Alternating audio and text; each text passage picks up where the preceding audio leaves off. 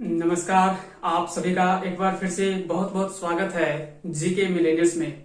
तो आइए दोस्तों, आज हम बात करने वाले हैं झारखंड के एक महत्वपूर्ण टॉपिक के बारे में, जो कि झारखंड की जनजातियों में आज हम पढ़ेंगे 25वीं जनजाति। और बता दें कि 25वीं जनजाति, इससे पहले हम 24 जनजातियों को पढ़ चुके हैं। आज हम बात करेंगे 25वीं जनजाति झारखंड की, जो कि काफी महत्वपूर्ण है। और आज हम बात करेंगे 25वीं जनजाति कोरवा जनजाति के बारे में। तो कोरवा जनजाति के बारे में आज हम चर्चा करेंगे। सबसे पहले अगर बात करें कोरवा जनजाति, याद रखेंगे कोरवा जनजाति। कोरवा जनजाति की अगर बात करें तो सबसे पहले तो आता है कि यह एक आदिम जनजाति के रूप में माना जाता है। अब यहाँ पे सवाल उठता है कि आदिम जनजाति होता क्या है।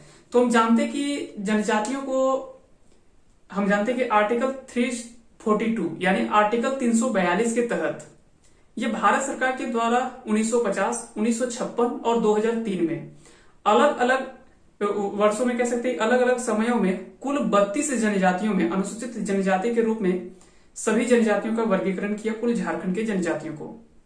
अब 32 जनजातियों में क्या है कि सभी जनजाति को फिर से वहां कह सकते हैं कि वो अलग अलग आधारों पर बटा हुआ है। जैसे कुछ जनजाति जो है वो सदान समुदाय के अंतर्गत आता है, कुछ जनजाति जो है वो आदिम जनजाति के अंतर्गत आता है, कुछ जनजाति जो है वो अपने आप को उच्च हिंदू मानते हैं। तो वहीं कुछ ऐसे जनजाति हैं जो कि कह सकते हैं कि चाहे वो कृषक के रूप में है, कुछ ऐसे जनजाति हैं जो कि घुमंतू किस्म के जनजाति हैं, कुछ ऐसे जनजाति हैं जो शिकारी संग्रहकर्ता के रूप में माना जाता है। और एक आप नाम याद रखेंगे, ललित प्रसाद विद्यार्थी। ललित प्रसाद विद्यार्थी और एक है रिजले। ये दो ऐसे व्यक्ति हैं जिन्होंने जनजातियों को कई आधार पर भी वर्गीकरण किया है। तो जब भी आप जनजातियों को पढ़ेंगे तो इन दोनों कंसेप्ट को आप जरूर पढ़ें। एक रिजले के वर्गीकरण जो किया गया, रिजले ने जिस आधार पर वर्गीकरण किया है, और दूसरा है ललित प्रसाद विद्यार्थी। तो इन दोनों का जो है वो सांस्कृतिक और राजनीतिक सामाजिक आधार पर कई जनजातियों को अलग अलग श्रेणी में रखा गया। तो इनके वर्गीकरण के बारे में, हालांकि हम इसके बारे में जब पूरी जनजाति को हम 32 जनजाति पढ़ लेंगे, उसके बाद हम ललित प्रसाद विद्यार्थी के बारे में हम चर्चा करेंगे। बात करते हैं सबसे पहले जनजाति। तो आदिम जनजाति होता क्या है। तो बता दें कि जनजातियों में भी जो प्राचीन काल से देखा गया, यानी जो सबसे प्राचीन काल से जनजातियों को देखा गया, कहीं ना कह सकते हैं कि वो आदिम जनजाति के रूप में श्रेणी में आता है। जैसे अगर बात करें असुर, बिरहोर, कोरवा, बिरजिया, फिर है आपका परहिया, सौरिया पहाड़िया, माल पहाड़िया, और सबर को हम हील खड़िया के नाम से भी संबोधित करते हैं। तो ये सभी चीजों को याद रखेंगे। तो ये कुछ 8 आदिम जनजाति हैं झारखंड के, जो कि आदिम जनजाति की श्रेणी में आता है। तो सबसे पहले तो याद रखेंगे कि झारखंड में 8 आदिम जनजाति है। तो 24 इससे पहले जनजाति हम पढ़ चुके हैं, और आज हम 25वां से शुरू करेंगे सभी आदिम जनजातियों के बारे में। तो 24 + 8 हम आदिम जनजातियों को एक एक करके हम सभी को समझेंगे। और उसी में हम आज चर्चा करने वाले हैं, वो है आपका कोरवा जनजाति के बारे में। कोरवा जनजाति के बारे में आज हम पढ़ेंगे 25वीं जनजाति के रूप में। तो चलिए समझते हैं कोरवा जनजाति से जो भी महत्वपूर्ण फैक्ट हो सकते हैं, उन सभी प्रश्नों को हम एक एक करके समझेंगे और इनकी सामाजिक सांस्कृतिक व्यवस्था के बारे में समझेंगे। जो भी इनका आधार रहा है, उन सभी चीजों को हम समझते हैं एक एक करके। सबसे पहले कोरवा जनजाति, ये भी एक झारखंड की आदिम जनजाति के रूप में माना जाता है। यानी कह सकते हैं कि झारखंड की 8 आदिम जनजाति में एक जो है वो कोरवा जनजाति भी है। तो कुल 8 आदिम जनजाति है, याद रखेंगे कुल 8 आदिम जनजाति है झारखंड में। जैसे फिर से एक बार हम रिपीट कर देते हैं, कोरवा, असुर, बिरहोर, फिर है सबर, जिसको हम हील खड़िया के नाम से कहते हैं, फिर है बिरजिया, उसके बाद आता है परहिया, सौरिया पहाड़िया, माल पहाड़िया। ये सभी जो है वो कहीं ना कहीं कह सकते हैं कि 8 आदिम जनजाति के अंतर्गत आता है। तो ये सभी चीजों को हम याद रखेंगे। और अगर पूछा जाए कि इन जनजातियों का वर्गीकरण किस आर्टिकल के तहत किया गया है, तो आर्टिकल आप याद रखिएगा, आर्टिकल 342 यानी अनुच्छेद 342 के अंतर्गत इन जनजातियों को अलग अलग श्रेणी में बांटा गया।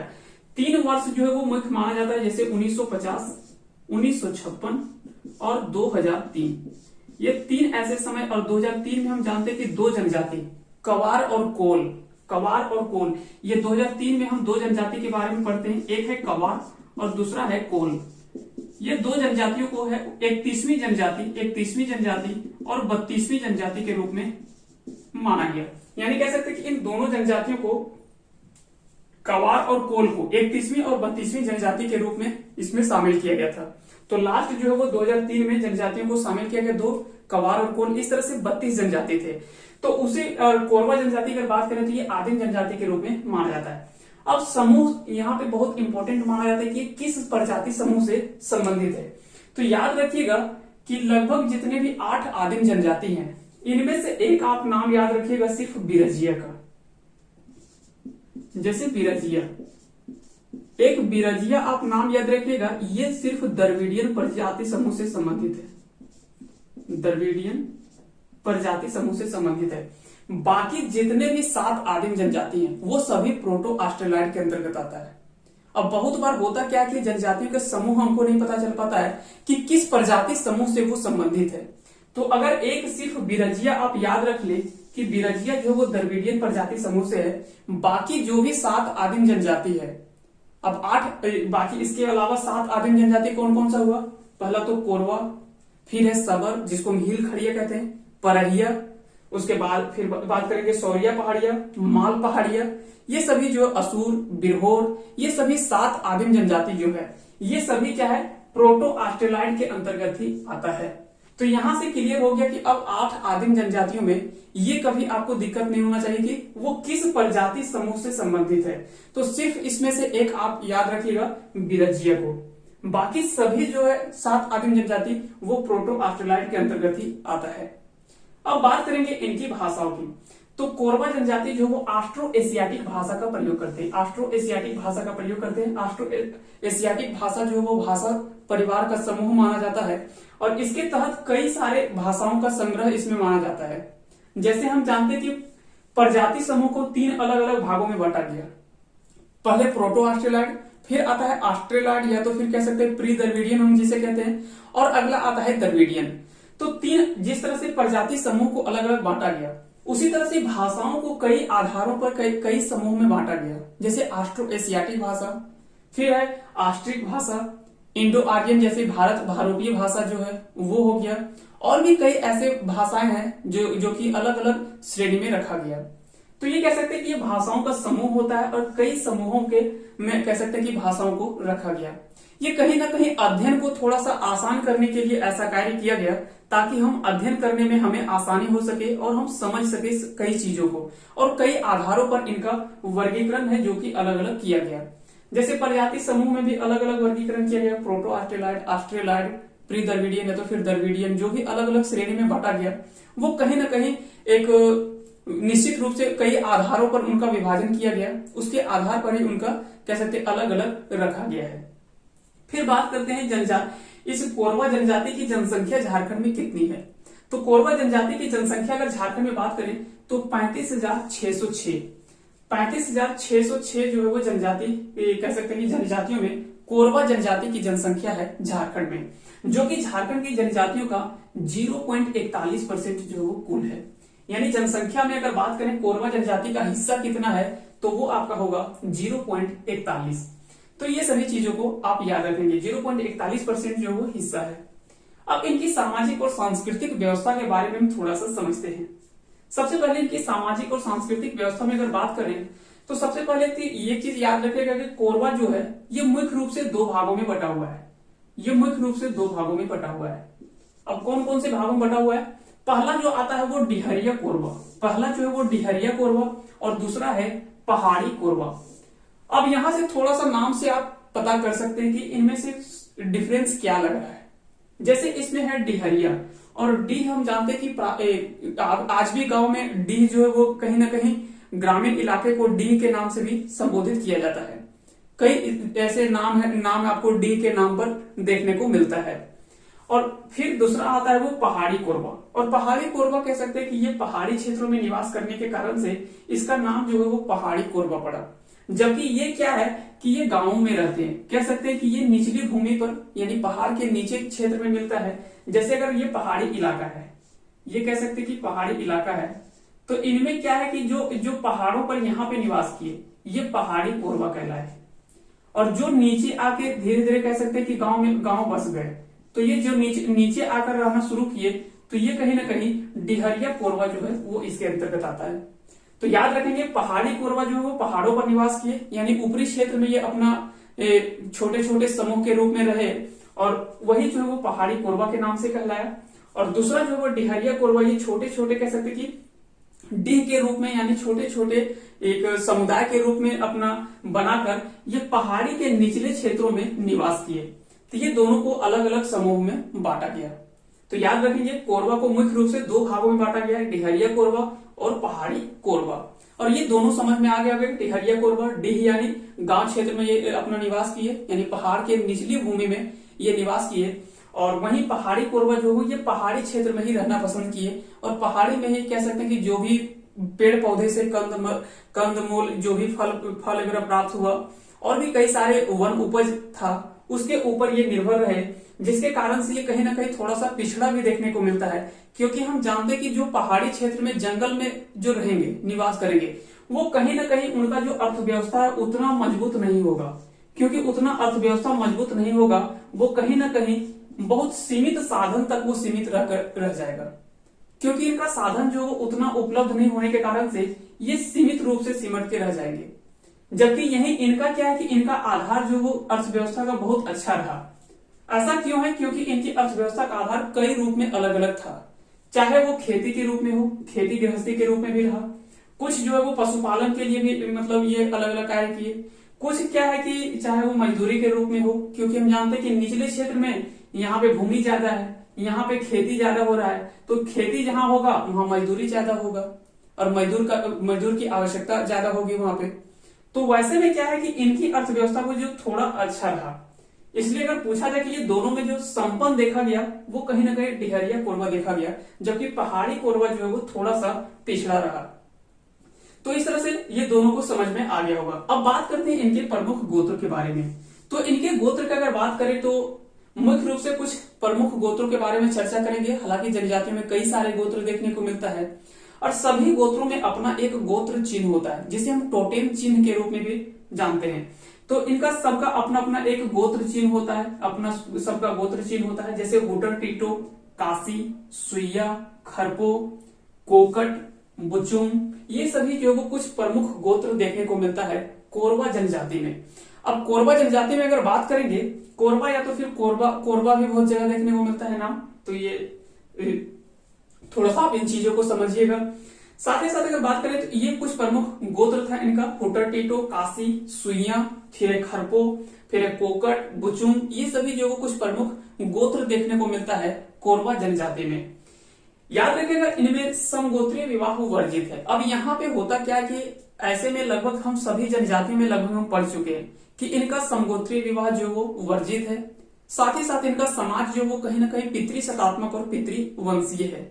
समान गोत्र में ये कभी विवाह नहीं करते, समान गांव में कह सकते हैं कि एक गांव में विवाह नहीं करते।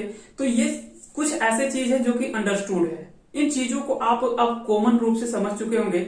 अगर शुरुआत से मेरा वीडियो आप अभी तक अगर पहुंचे होंगे 25वें वीडियो पे, तो आप आसानी से इन चीजों को समझ लिए होंगे, क्योंकि इन सभी के बारे में हम शुरू से ही चर्चा करते आ रहे हैं कि अगर कुछ अगर कहीं कह सकते हैं कि जनजातियों में अगर इन सभी चीजों को अगर नहीं लिखते हैं, तो उन चीजों को आप जरूर समझे कि कहीं ना कहीं इनका भी समाज जो वो कहीं ना कहीं उसी तरह से रहा है। क्योंकि लगभग जनजातियों में क्या है कि समाज जो वो पितृ सतात्मक और पितृवंशीय ही रहा है। इनमें समगोत्रीय विवाह यानी समान गोत्र में ये विवाह नहीं करते, समान गोत्र में ये विवाह वर्जित माना जाता है इन जनजातियों में। साथ ही साथ इनमें दो विवाह याद रखेंगे। जैसे लड़की के घर में जो विवाह होता है, लड़की के घर में जो विवाह होता है, संपन्न विवाह होता है, उसे चढ़ के विवाह कहते हैं, चढ़ के विवाह कहते हैं। अब और जो वर के यानी लड़के के घर में जो संपन्न होता है, यानी लड़का के घर में जो संपन्न होता है, वो डोला विवाह होता है। अब इन दोनों चीजों को आप याद कैसे रखें? अब यहाँ पे समझिए कि लड़की के घर में विवाह हो रहा है, तो लड़का तो जरूर जाएगा लड़की के यहाँ। तो लड़का जाएगा कैसे? वो जाएगा चढ़ के, वो जाएगा चढ़ के, चाहे वो घोड़े पे चढ़ के जाए, गाड़ी पे जाए, गधे पे चढ़ के जाए, लेकिन वो किसी तरह से जाएगा जरूर। तो लड़की के घर में अगर विवाह हो रहा है तो वो चढ़ के जाएगा लड़का। तो लड़का जो है वो चढ़ के जाएगा कहाँ पे? लड़की के घर में। तो वो हुआ चढ़ के विवाह, और ये लड़की के घर में विवाह संपन्न होता है। दूसरा विवाह है लड़का के घर में जो होता है वो संपन्न विवाह होता है डोला विवाह। अब लड़का के घर में विवाह हो रहा है तो लड़की तो आना पड़ेगा। लड़का किससे शादी करेगा अगर लड़की नहीं आएगी तो? और लड़की आएगी कैसे? तो हम जानते कि प्राचीन काल में डोली प्रथा था, यानी डोली में बैठ के लड़की आती थी। हालांकि अब तो गाड़ी है तो बहुत सारे अलग अलग चीजें हो चुका है, लेकिन पहले क्या था, डोली में बैठ के आती थी लड़की। तो डोली में बैठ के लड़की आएगी किसके यहाँ? लड़के के घर में, तभी तो विवाह संपन्न होगा। तो इन दोनों चीजों को आप आसानी से समझ चुके होंगे। यानी लड़की के घर में अगर विवाह होगा तो लड़का क्या जाएगा? चढ़ के जाएगा। अब किस पे जाएगा?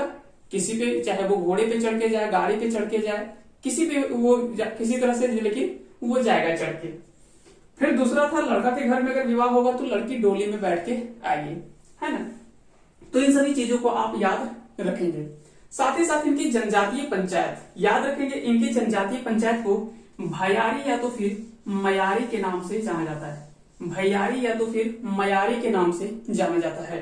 तो याद रखेंगे इनकी जनजातीय पंचायत जो है वो भैयारी या तो फिर मयारी के नाम से जाना जाता है। तो याद रखेंगे इन सब कुछ महत्वपूर्ण शब्दावली है जहां से आपको एग्जाम में कई बार सवाल देखने को मिलता है। अब चलिए बात करते हैं कोरवा जनजाति की कुछ आर्थिक व्यवस्था के बारे में, कि आखिर में कोरवा जनजाति की अर्थव्यवस्था का आधार कैसा रहा है। तो जैसे हम जानते हैं कि जनजातियों में लगभग दो ही मुख्य रूप से देखने को मिला है। पहला जो ज्यादा देखने को मिला है वो क्या है कि पहाड़ों पर निवास किए, जंगलों पर निवास किए, और दूसरा क्या है, थोड़ा सा जो नीचे आए वो कृषि तक कहीं ना कहीं सिमट कर रह गए थे। लेकिन वर्तमान में अगर देखा जाए तो वर्तमान में स्थिति थोड़ा सा अलग है। प्राचीन काल के समय की तुलना अभी वर्तमान में से करें तो ये शायद गलत होगा, क्योंकि वर्तमान में ये काफी संपन्न हो चुके हैं और धीरे धीरे इनमें भी काफी जागरूकता आई है। तो अगर वर्तमान में देखा जाए तो इनकी अर्थव्यवस्था का आधार जो है, कोरबा की अर्थव्यवस्था का आधार कृषि कह सकते हैं कि खेती बाड़ी, कृषि वगैरह, पशुपालन, कुछ पशुपालन वगैरह का भी काम करते हैं, कुछ मजदूरी का काम करते हैं, तो वहीं कुछ शिल्पी कार्य भी करते हैं, यानी शिल्प निर्माण का भी कार्य करते हैं। अब यहाँ पे हम पिछले बार कक्षा में जब हम पढ़ रहे थे चीक बड़ाई जनजाति, करमाली जनजाति, तो कुछ ऐसे जनजाति पढ़ रहे थे, वहां पे हम चर्चा किए थे कि ये शिल्पी जनजातियों के रूप में माना जाता है। क्योंकि हम जानते हैं कि करमाली जो है, करमाली के बारे में पढ़े थे, चीक बड़ाई के बारे में पढ़े थे। जो चीक बड़ाई के बारे में हम वहां चर्चा किए थे कि चीक बड़ाई जो वो हाथों से बने कपड़े का कह सकते हैं कि जनक माना जाता है, क्योंकि वो हाथों से बड़े कपड़े या तो फिर बुनकर जनजाति के रूप में भी माना जाता है। तो उन सभी चीजों को हम क्या कि शिल्पी जनजाति के रूप में मानते हैं। कुछ ऐसे जनजाति पढ़ेंगे, जब असुर पढ़ेंगे, बिरहोर पढ़ेंगे, और भी कुछ जनजाति हम पढ़ रहे थे, तो वहां पे हम देखे थे कि वो शिकारी संग्रहकर्ता के रूप में माना जाता है। साथ ही साथ वो आदिम जनजाति के अंतर्गत आते हैं। जैसे असुर जो है वो आदिम जनजाति के अंतर्गत आता है, क्योंकि जानते हैं कि झारखंड की प्राचीन जनजाति में से एक माना जाता है असुर जनजाति को। तो क्या है कि जनजातियों का अलग अलग आधार रहा और अपना अर्थव्यवस्था का आधार भी कहीं ना कहीं अलग अलग रहा है। तो कुछ का कृषि, लेकिन इनका कोरवा जनजाति का अर्थव्यवस्था का आधार अगर देखा जाए तो वो है कृषि, पशुपालन, मजदूरी और शिल्प निर्माण। साथ ही साथ ये स्थानांतरित खेती भी करते हैं, यानी झूम खेती करते हैं, जिसे ये बियोड़ा के नाम से संबोधित करते हैं, यानी बियोड़ा ये कहते हैं। अब झूम खेती होता क्या है, या तो फिर स्थानांतरित खेती इसका नाम क्यों पड़ा? अब समझिए इन चीजों को थोड़ा सा। आज हम समझते हैं कि स्थानांतरित खेती या तो फिर झूम खेती आखिर में होता क्या है।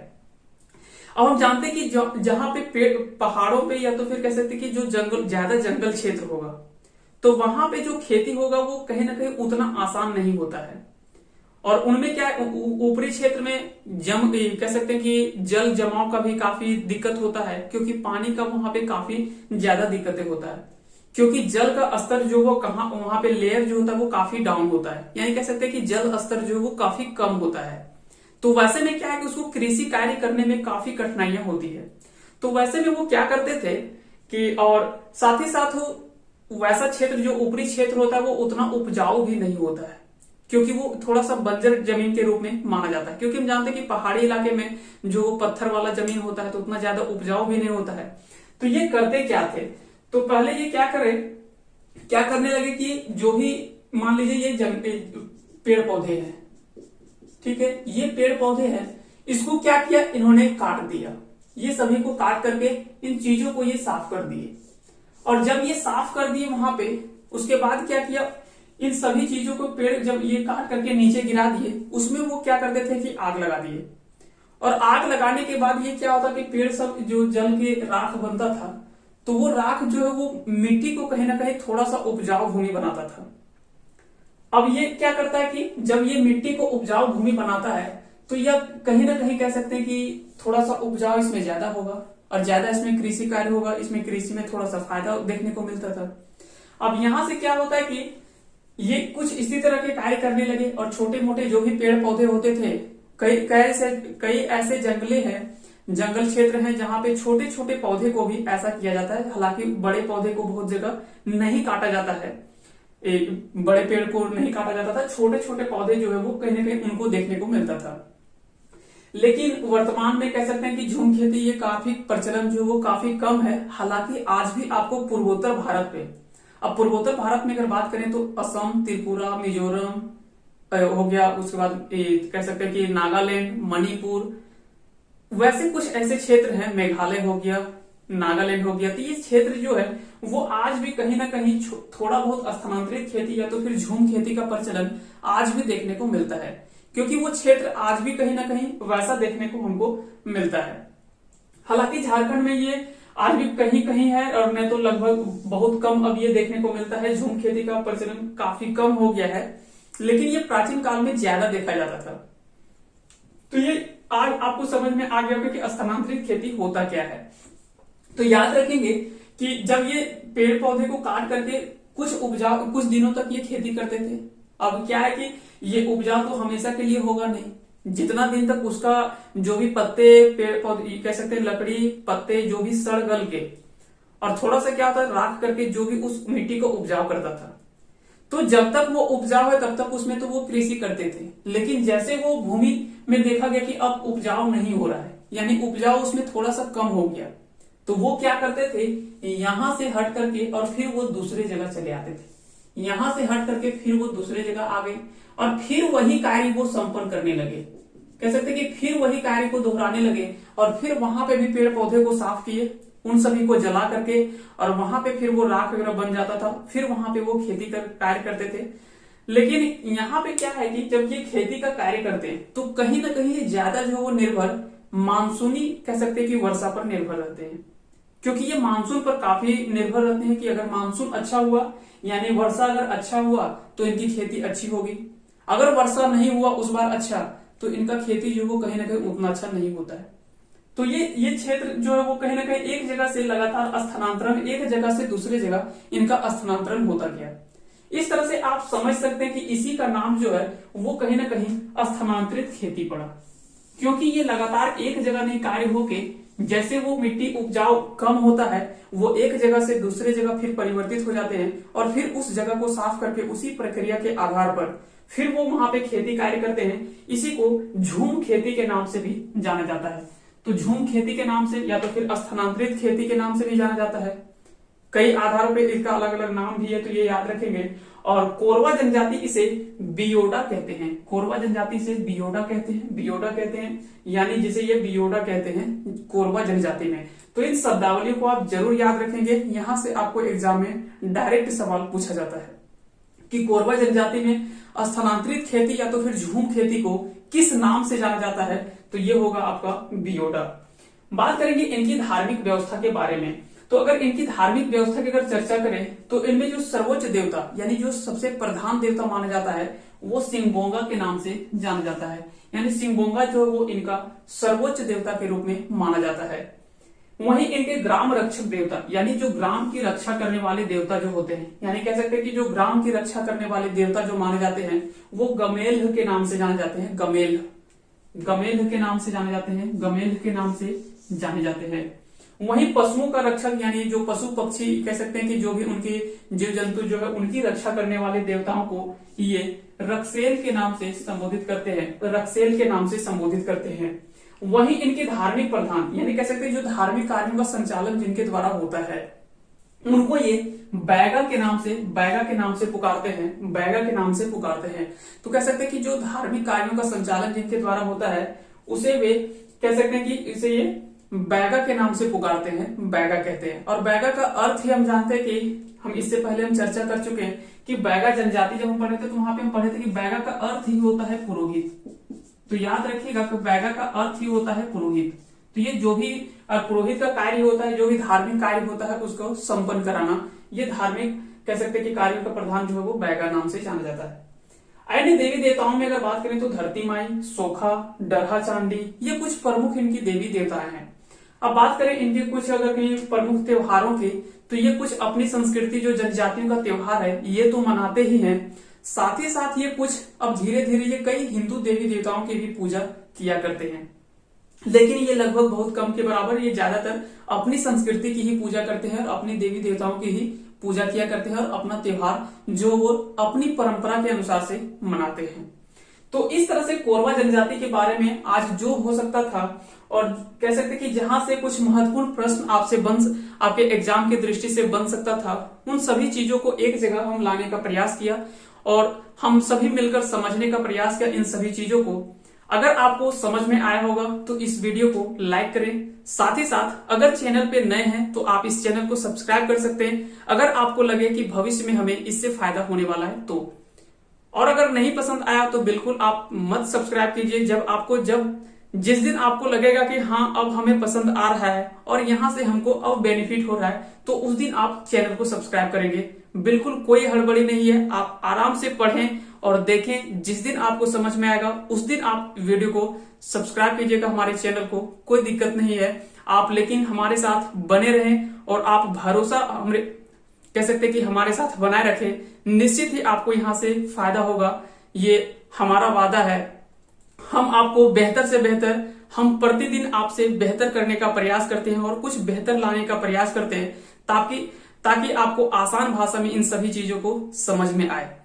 तो बहुत बहुत धन्यवाद आप सभी को, अंत तक बने रहने के लिए आप सभी को पुनः धन्यवाद।